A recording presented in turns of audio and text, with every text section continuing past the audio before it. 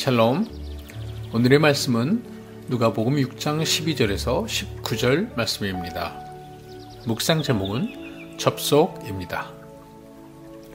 우리는 일상 속에서 만나고 싶은 대상과 다양한 방법으로 소통합니다.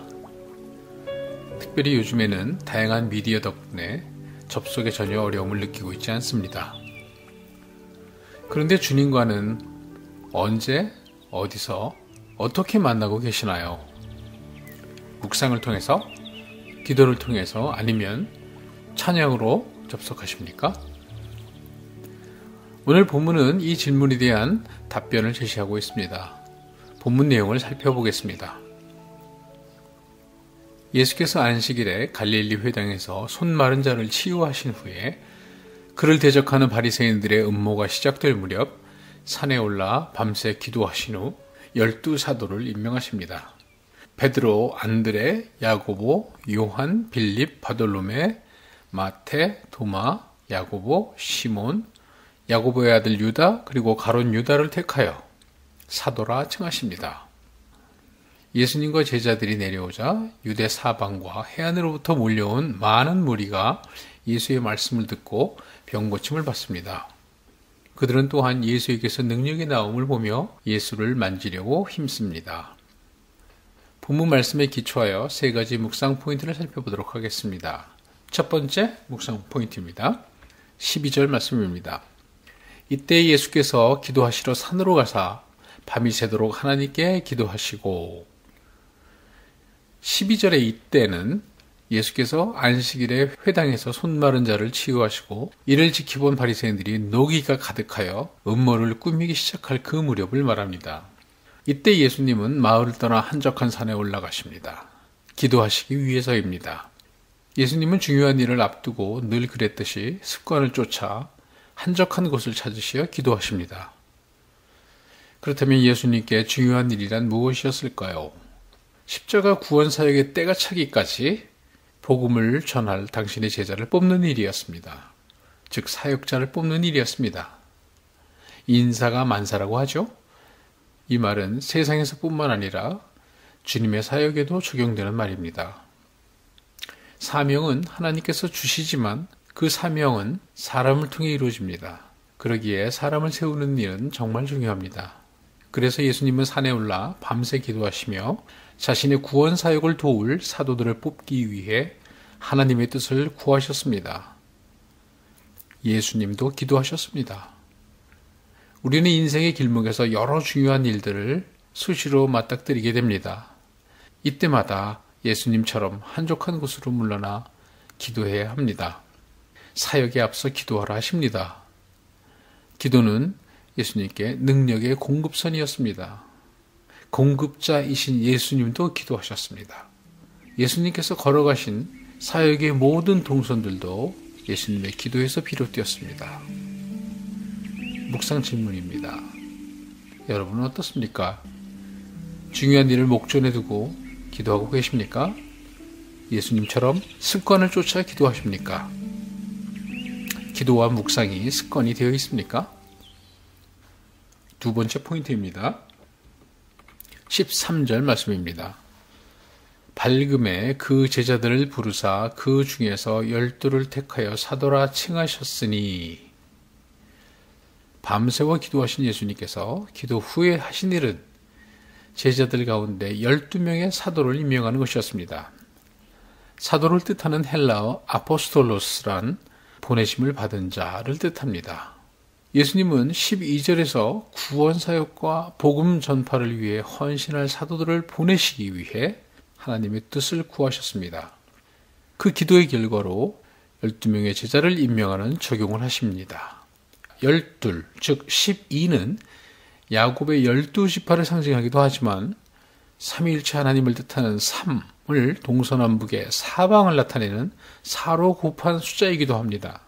이 숫자는 복음을 들고 온 유대와 사마리아와 땅끝까지 전파해야 할 사도들의 사명을 상징하는 숫자이기도 합니다.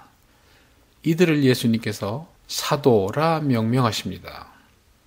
여기서 주목할 것이 하나 있습니다. 예수님께서 12사도들을 대단한 사람들에게서 뽑은 것이 아니라 그의 제자 중에서 뽑으셨다는 사실입니다. 제자를 묵상해 봅니다.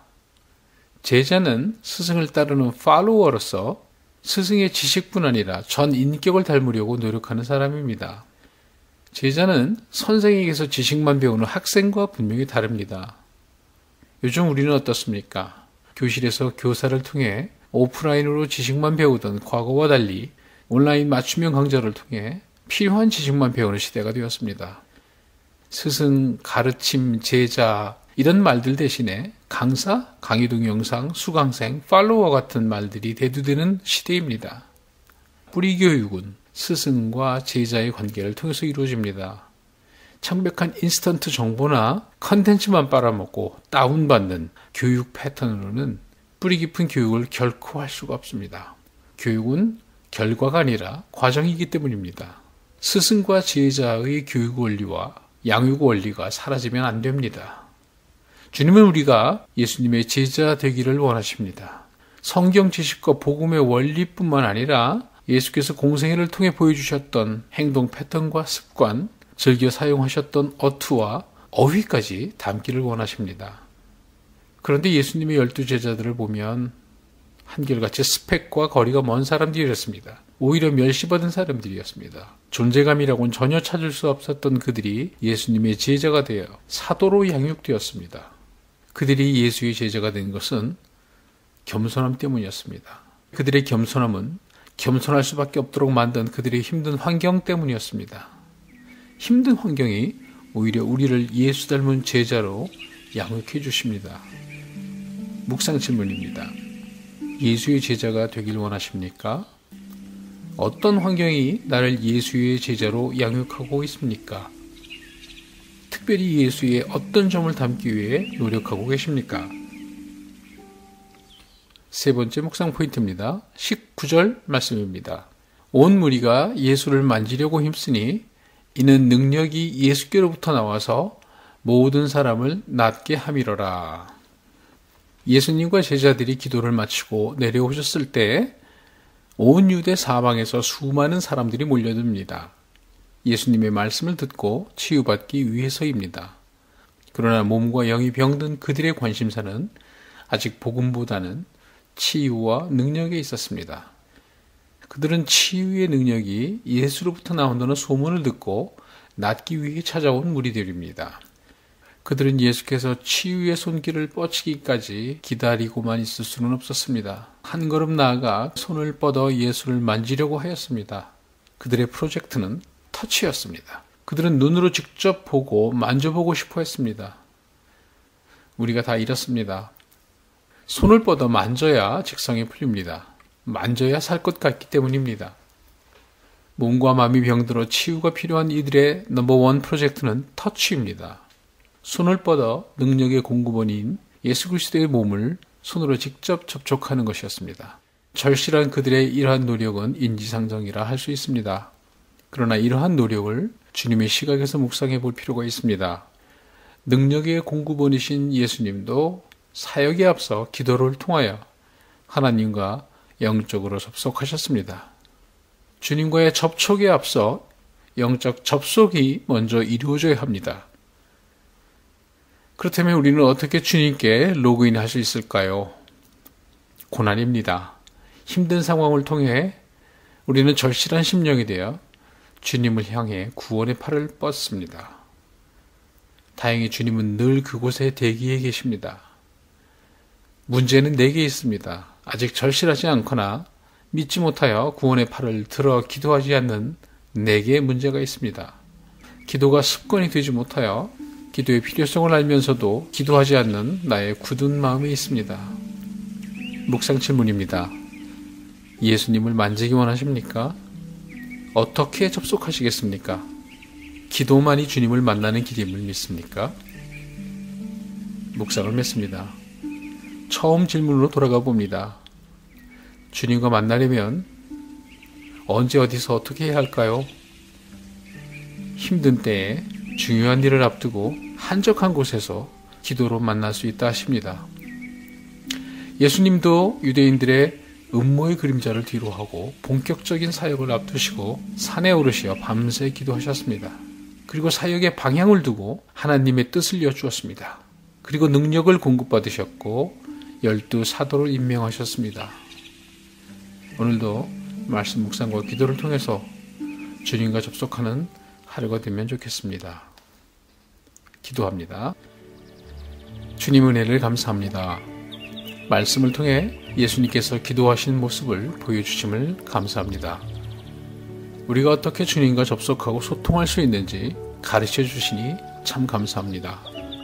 주님, 우리도 예수님처럼 인생의 중요한 순간마다 한적한 곳에서 주님께 기도하는 거룩한 습관을 갖도록 이끌어 주시옵소서.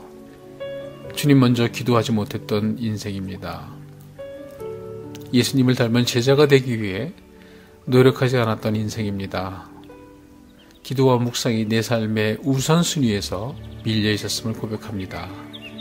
주님, 매 순간 기도하지 못했고 말씀 묵상하지 못했음을 고백합니다. 불쌍히 보시고 기도와 묵상이 내 삶의 제1순위가 되도록 이끌어 주시옵소서. 주님, 이 시간 일터에서 힘든 직장 생활을 묵묵히 견뎌내는 여러 가장들을 위해 기도합니다. 성령으로 주의 능력을 그들에게 덧입혀 주옵소서. 그들이 처한 여러 힘든 상황이 영혼 구원을 위해 주께서 그들에게 보내주신 사건임을 알고 사건을 통해 주님만 바라보는 계기가 되게 하여 주시옵소서. 힘든 환경 속에서 오히려 감사하며 자존감 잃지 않고 일상을 잘 살아내도록 지켜주시옵소서. 주님, 몸과 마음이 아픈 영혼들을 위해 기도합니다. 그들의 심령을 불쌍히 여기시어 치유의 손길을 보내주시옵소서. 그들의 간절한 눈길을 굽어보시고 환부를 만져주시어 치유해 주시고 회복시켜 주시옵소서. 낮의 해와 밤의 달도 그 어떤 상황도 그들의 심령을 상하지 않게 지켜주시옵소서. 예수님의 이름으로 기도합니다. 아멘.